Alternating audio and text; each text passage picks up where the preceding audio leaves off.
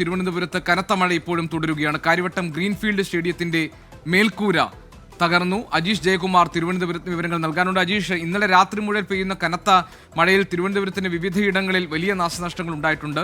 മരം വീണ് ഗതാഗതം തടസ്സപ്പെടുന്നത് നമ്മൾ കണ്ടു. ഇപ്പോൾ കാര്യവട്ടത്തെ ഗ്രീൻഫീൽഡ് സ്റ്റേഡിയം, അവിടുത്തെ ഏറ്റവും പ്രധാനപ്പെട്ട രാജ്യാന്തര നിലവാരമുള്ള സ്റ്റേഡിയം, അതിന്റെ മേൽക്കൂര തകർന്നു പോയിരിക്കുന്നു എന്ന വിവരം കിട്ടുന്നുണ്ട്. ദൃശ്യങ്ങളിൽ നമുക്ക് കാണാൻ കഴിയുന്നുണ്ട്.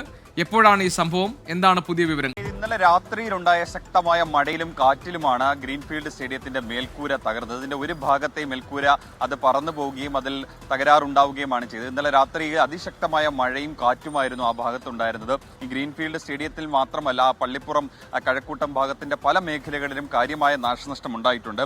ഈ പള്ളിപ്പുറം ഈ CRPF ക്യാമ്പ്, ഈ ക്യാമ്പിന്റെ പരിസരത്തും ഒരുപാട് മരങ്ങൾ കടപുഴകി വീണിട്ടുണ്ട്. അവിടുത്തെ വൈദ്യുത പോസ്റ്റുകളടക്കം അതിൽ തകരാറ് സംഭവിച്ചിട്ടുണ്ട്. ഈ മേഖലകളിലൊക്കെ തന്നെ ഇപ്പോഴും വൈദ്യുതി ബന്ധം പുനഃസ്ഥാപിക്കാനായിട്ടില്ല. ചില വീടുകളിലേക്കും ഈ മരങ്ങൾ ഒടിഞ്ഞു വീണ് വീടുകൾക്ക് സാരമായ കേടുപാടുകൾ സംഭവിച്ചിട്ടുണ്ട്. പള്ളിപ്പുറം സ്വദേശിയായിട്ടുള്ള സുരേഷിന്റെ വീടിന് മുകളിലേക്ക് മരം വീണും സാരമായ കേടുപാടുകൾ പറ്റിയിട്ടുണ്ട്. പല മേഖലകളിലും ഇത്തരത്തിൽ വ്യാപകമായിട്ടുള്ള മരങ്ങൾ കടപുഴകി വീണ നാശനഷ്ടങ്ങൾ ഉണ്ടായ സംഭവങ്ങൾ റിപ്പോർട്ട് ചെയ്തിട്ടുണ്ട്. അതിൽ ഏറ്റവും പ്രധാനപ്പെട്ട ഒരു സംഭവമാണ് കാര്യവട്ടം ഗ്രീൻഫീൽഡ് സ്റ്റേഡിയം. അതിൽ ഈ ശക്തമായ കാറ്റിലാണ് അതിന്റെ ഒരു ഭാഗത്തെ മേൽക്കൂര അത് പൂർണ്ണമായും തകർന്നത്.